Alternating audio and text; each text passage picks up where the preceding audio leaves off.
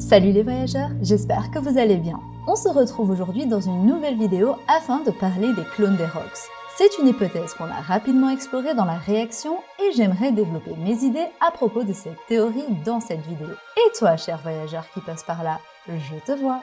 N'oublie pas d'activer la cloche d'or de Chandora afin de faire partie de l'aventure Logpause. Suite aux chapitres 1072 et 1073, on a découvert la vraie nature de Stussy. Membre du CP0, elle s'avère être en réalité un clone de Miss Buckingham, Stussy. Cette dernière n'est nulle autre qu'une ancienne membre des Rox et mère de Weeble. Dès lors, on peut se poser des questions et se demander si d'autres membres des Rox ont été clonés. Pour commencer, on peut remarquer que Stussy est la première des clones réussis de Vegapunk, comme dit dans le chapitre 1072, et cela signifie qu'il y en a d'autres. Et cela n'a aucun rapport avec les Séraphins, étant donné qu'ils ont été créés 20 ans après Stussy, et que ces derniers sont basés sur les ex-corsaires et l'ADN de King. Chose qui n'est pas propre à Stussy, qui n'a ni aile noire, ni peau brunâtre. Aux côtés des Mats, Vegapunk aurait donc trouvé la technique parfaite de clonage et aurait décidé de cacher ses prouesses au gouvernement mondial jusqu'à ce jour où il a conçu les Séraphins, spécialement pour le gouvernement mondial et la marine. Il est donc logique de se dire que Stussy n'est pas la seule clone que Vegapunk aurait créée il y a plus de 20 ans, vu qu'il a dû faire différents tests pour en arriver où il en est. Sans compter le fait que son âme de scientifique fou aurait pu le pousser à tenter de créer plus qu'un clone réussi. Et pourquoi pas créer des clones des Rox? Cet équipage légendaire qui a bousculé l'ordre mondial il y a 40 ans. Un équipage rempli de légendes et avec à sa tête nul autre que le grand Rox d'Ishebek. Premièrement, posons-nous la question suivante. Pourquoi Vegapunk aurait cloné les membres des Rox? Eh bien avant toute chose, comme précisé plus tôt, cet équipage était connu pour les pirates légendaires qui le constituaient. Alors en tant que scientifique, est-ce que vous auriez opté pour le clonage des personnes puissantes ou des gens lambda? Deuxièmement, eh bien la réponse est dans la seule et unique personne que l'on connaisse qui a été clonée, à savoir Stussy Buckingham. Cette femme n'était nulle autre qu'une scientifique des Mats et une membre des Rox. Une alliance bien trop parfaite pour ignorer le fait qu'elle pouvait donc potentiellement recueillir l'ADN, le sang, le facteur de lignage de chacun des membres des Rox à sa guise. Vous ne pensez pas? Maintenant, entrons dans le vif du sujet. Parlons des potentiels clones des Rox. Pour commencer, Edward Weeble. Présumé fils de Barbe Blanche, il est un cas spécial parmi les personnages de One Piece. Il fut introduit assez tard dans l'œuvre et depuis lors nous n'avons jamais eu de nouvelles de lui. Les seules informations que nous avons à notre disposition concernent sa puissance, chose totalement inutile pour cette vidéo. Cependant, nous avons des indices qui ne trahissent pas. En premier lieu, la parole de Miss Backins à Marco dans le chapitre qui dit que Vegapunk peut prouver que son fils est le fils de Barbe Blanche. Ça laisse place à plusieurs idées sur Weeble qui serait donc une création de Vegapunk à la demande de Miss Backins et bien entendu il serait le clone de Barbe Blanche. Un clone qui ne ressemble pas du tout à son père et qui pourrait donc être considéré comme un échec. Mais sur le plan de la force, c'est un succès au vu des paroles de Kizaru à son égard. En effet, ce dernier compare Weeble à Barbe Blanche plus jeune. Et en parlant de sa force, il est possible qu'il ait un fruit du démon se rapprochant pourquoi pas du fruit de New Gates, ce qui expliquerait sa facilité à raser des villages. Bien entendu, on peut supposer qu'il n'est pas de fruit ou un fruit de nature différente. Mais il y a une théorie très connue sur la sphère, du moins à l'époque, selon laquelle Weeble aurait le fruit de l'oscillation. Cette hypothèse vient de son nom, qui est une marque de jouets qui ont la particularité d'osciller, signifiant vibrer, bouger. Ce serait donc un fruit qui ressemble un peu à celui de Newgate, mais qui reste tout de même différent. Maintenant, ça reste un cas spécial étant donné que Backins affirme qu'il s'agit de son fils et de celui de Barbe Blanche, alors que s'il s'agit d'un simple clone tiré de l'ADN de Barbe Blanche, c'est un simple double. Peut-être que Backins était à l'époque amoureuse de Barbe Blanche qui ne partageait pas les mêmes intérêts et elle aurait donc demandé une faveur à Vegapunk. Mais bon, cela est une autre possibilité. En tout cas, Vegapunk a une place dans tout ça, ce qui est très louche et donc Weeble n'est pas à mettre de côté, bien au contraire. Nous vient ensuite Jewelry Bonnie, qui serait donc logiquement un clone à l'image de Big Mom.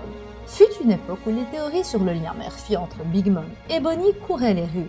En effet, lorsque l'on a vu pour la première fois Charlotte Linlin, les esprits avaient été marqués au fer rouge et vous trouverez sûrement encore les théories et les déferlements sur la sphère concernant leurs ressemblances. Les ressemblances entre Bonnie et Mama sont flagrantes. La couleur de cheveux, le rouge à lèvres, leur passion pour la nourriture et surtout j'ai pu remarquer la similarité qu'il y a entre leurs fruits.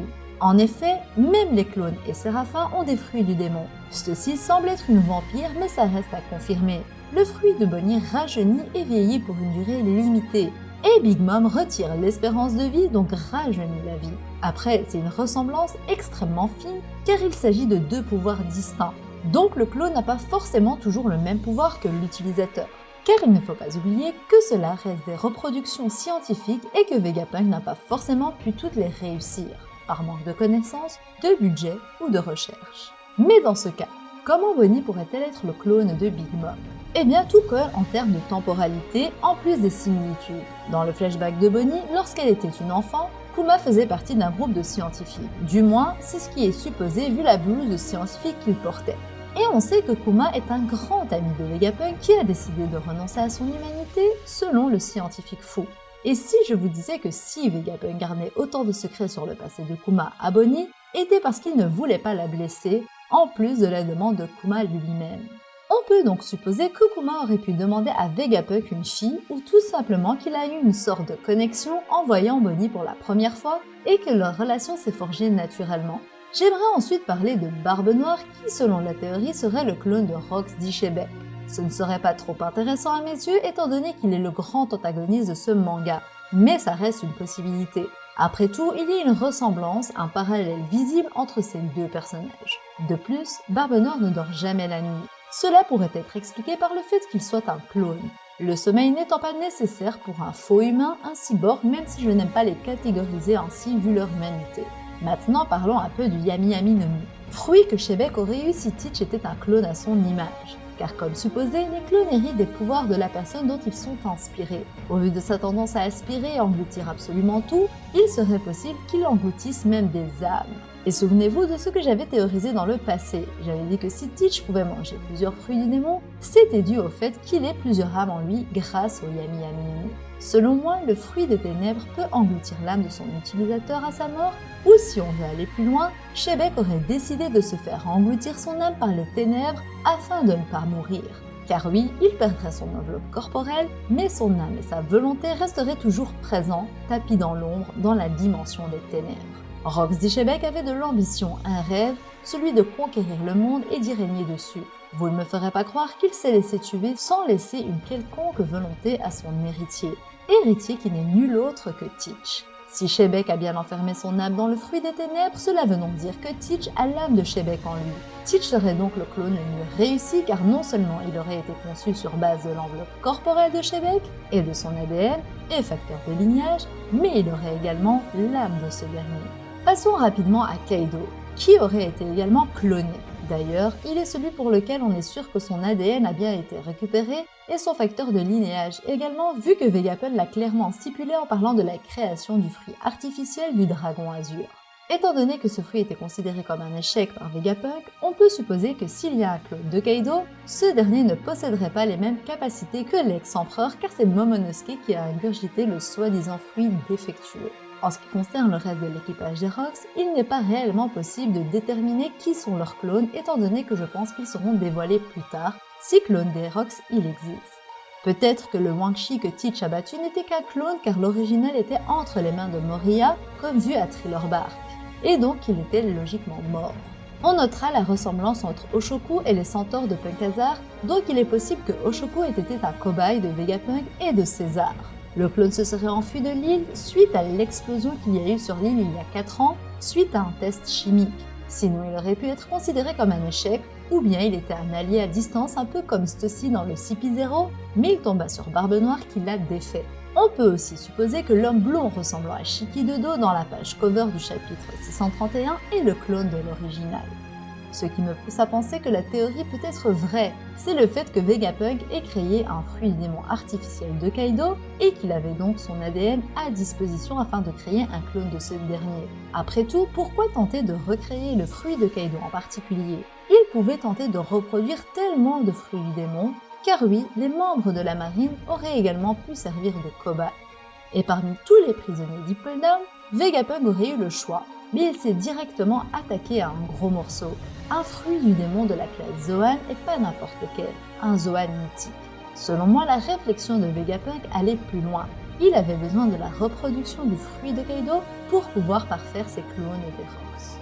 Il subsiste cependant une question à se poser. Pourquoi Vegapunk a créé ses clones à l'image des Rocks? Que s'est-il passé il y a des décennies? Car si les Séraphins ont été créés pour remplacer les corsaires, on ne peut pas énoncer de raison pour les clones des membres des Rocks. C'est assez compliqué de les déterminer, mais on peut théoriser. Premièrement, parlons chronologie. En effet, la première question à se poser est de savoir depuis quand Vegapunk expérimente pour la première fois la création de ses clones et depuis quand il les a mis en place. Nous savons grâce au dernier chapitre que ceci est infiltré dans le gouvernement mondial depuis 20 ans. Il y a 22 ans, l'armée libératrice a été créée, armée que Vegapunk avait refusé de rejoindre cherchant à faire partie d'institutions ayant des richesses pour pouvoir faire ses expériences. On peut penser qu'il aurait fait ça sur ordre du gouvernement, mais ça me semble illogique vu que ceci a trahi le CP0. Je pense plutôt qu'il a fait ça afin de garder un œil sur le gouvernement en faisant de ceci un membre du CP0 et plus récemment Weeble qui a été corsaire. Ou bien c'était pour aider Dragon pour son futur coup d'état qui arrivera tôt ou tard. Personnellement, je vois bien Vegapunk être l'allié secret de Monkey D. Dragon, car même s'il a officiellement rejeté l'offre de Dragon de devenir un révolutionnaire, il a gardé contact avec ce dernier et les deux ont été désemparés face aux événements d'il y a 22 ans. Les deux étaient des amis du professeur Clover et admiraient ce peuple d'Ohara, un peuple avide de connaissances et de savoir mais empli de sagesse. Ce qui me laisse penser que Vegapunk, qui garde un contact régulier avec Dragon, cache bien son jeu en réalité. Il peut y avoir plusieurs raisons à cela. Bien entendu, Vegapunk est très malin et il a toujours un coup d'avance. Il ne se laisse pas dépasser. Créer les clones des Rocks est non seulement une expérience et une première, mais peut-être aussi un moyen de préparer ses futurs coups car il savait que tôt ou tard le gouvernement viendrait le tuer. Si Vegapunk a fait partie du gouvernement, c'était uniquement car ils avaient l'argent et les richesses pour qu'il fasse ce qu'il veut, qu'il puisse créer ce qu'il veut. À la base, il faisait partie d'un groupe de scientifiques, les Mads, et était un grand ami de Kuma. Toutes les intentions de Vegapunk ne sont pas claires, et les prochains chapitres continueront de nous dévoiler petit à petit tous les mystères de One Piece. Pour finir, j'aimerais ajouter que ce n'est pas parce que certains sont les clones qu'ils ne sont pas humains. Après tout, on l'a vu avec les Séraphins et chacun nous l'a confirmé. Ils ont leur propre système de pensée. Et oui, on l'a bien vu, mais ceci n'a pas été perçu une seule fois comme étant inhumaine. Bien au contraire, elle avait tout d'humain. Ce qui me pousse à conclure que les clones ont une âme. Et oui, une âme. Comment suis-je arrivé à cette conclusion, vous me demanderez? Eh bien, nous savons que les fruits du démon ont une âme. Après tout, des volontés sont transmises à travers les fruits du démon et surtout, rien que l'opération de pouvoir nourrir un objet inanimé d'un fruit du démon confirme l'idée. Un objet qui mange un fruit du démon se retrouve soudainement animé, vivant. Disons-le, il possède soudainement une âme. L'âme du fruit du démon donc. Vegapunk, qui a reproduit un fruit du démon, serait donc capable de reproduire des âmes, vu que dans le processus de la reproduction du fruit du démon, il était nécessaire de reproduire l'âme qui fait partie intégrante de ce fruit. En clair, Vegapunk a trouvé le moyen de reproduire non seulement des fruits du démon, de créer des clones, mais également de créer des âmes. Et cela rejoint les propos de Vegapunk et sa théorie sur les fruits du démon originels. L'homme peut tout créer, y compris la vie, l'âme, l'immatériel. Selon sa théorie, les fruits du démon reflètent les envies des hommes et ont donc été créés sur base de nos désirs. Ainsi, il en fait de même en créant des fruits artificiels. Et s'il veut connaître la technologie de l'ancien royaume qui est au-dessus de la sienne, c'est car elle est à la base des vrais fruits du démon. Des fruits dont l'âme serait justement née du désir des hommes et qui ont rêvé de certains pouvoirs, ou tout simplement ces fruits seraient créés sur base des âmes des hommes tout court. Par exemple, le Ito Itonomi modèle Nika aurait été conçu façonné sur la base de l'âme de Nika, le guerrier libérateur. Et c'est pour cette raison que Luffy a hérité de la volonté de Nika à travers son fruit, mais également de sa personnalité lors de son éveil, le Gear 5. En tout cas, tout ça est très énigmatique, mais c'est intéressant de se poser la question autour des fruits du démon et de l'ancien royaume. Voilà les voyageurs, nous arrivons à la fin de cette vidéo et j'espère qu'elle vous aura plu. N'hésitez pas à donner vos avis et théories en commentaire. Sur ce, je vous dis à la prochaine et d'ici là, portez-vous bien.